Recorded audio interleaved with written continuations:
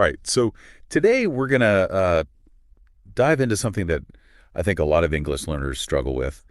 And to be honest, I kind of struggle with it myself sometimes too. Mm.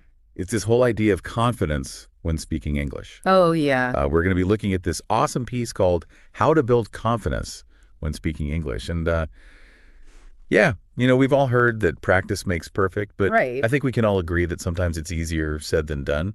So let's see if we can dig a little deeper today and come up with some more practical advice. Yeah, absolutely. And I think what's really interesting is that confidence plays a huge role in how others perceive you when you're speaking English. Oh, for sure. Like, even if your grammar isn't perfect, if you project confidence, it can actually make you sound more fluent. Oh, wow, that's so interesting. Yeah, it's almost like a self-fulfilling prophecy. So like faking it until you make it actually works. Exactly. I love it. Yeah. So, okay, let's say you're starting with zero confidence.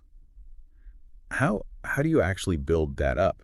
I mean, the article mentions practicing in a safe environment, hmm which I feel like is pretty standard advice, but what does that actually look like, in real life? Yeah, so it's all about finding those low pressure situations where you can focus on just communicating and not worrying too much about making mistakes. Okay.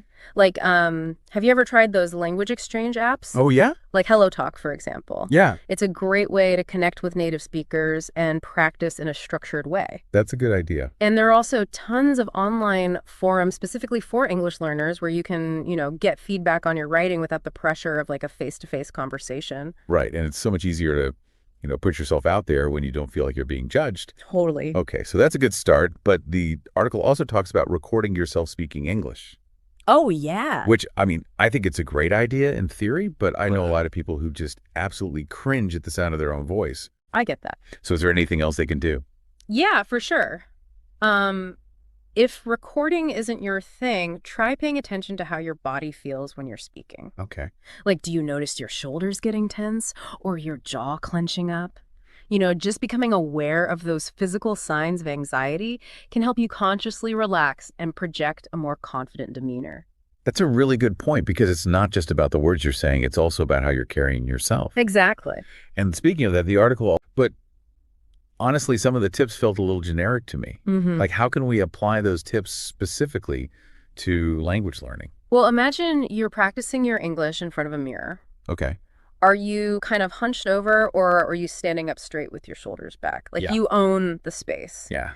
It might feel silly at first, but that simple shift in posture can actually make a huge difference in how confident you feel. Wow. So we're like tricking our brains into feeling more confident. Exactly. That's pretty cool. Okay. So another thing the article emphasizes is setting achievable goals, Right. which I love that idea. Yeah.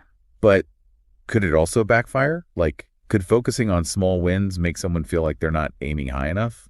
Yeah, that's a valid point. Yeah. I think the key is to strike a balance. Celebrate those small wins like being able to order a coffee in English or understanding a podcast without subtitles, Mm-hmm. but also have some ambitious long-term goals, Yeah. like maybe giving a presentation in English or having a deep conversation with a native speaker. Right. So it's like having both those short-term and long-term goals keeps you motivated and prevents you from getting complacent. Exactly. Okay. And then finally, there's the classic advice of embracing your mistakes as learning opportunities. Yeah. I feel like we've all heard that a million times. We have. But how can we make it more concrete, actionable? Well, instead of just accepting your mistakes, try to analyze them. Like, keep a language learning journal and write down your errors. Okay. What kind of mistakes are you making? Is it grammar, vocabulary, pronunciation? Once you start to see those patterns, you can really target your practice and make faster progress. So it's like turning those oops moments into aha moments. Yeah, exactly. I love that.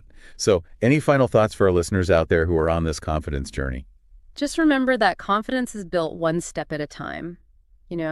Every word you speak, every conversation you have, no matter how small, is a victory worth celebrating. Yeah. Focus on the progress you're making, not the mistakes you might make along the way. Your journey with English is unique, and every milestone you reach is a testament to your dedication and resilience. Awesome. Well said. I think that's a great place to wrap up today's deep dive. Yeah. This was a great conversation. Thank you so much for joining me. Thanks for having me.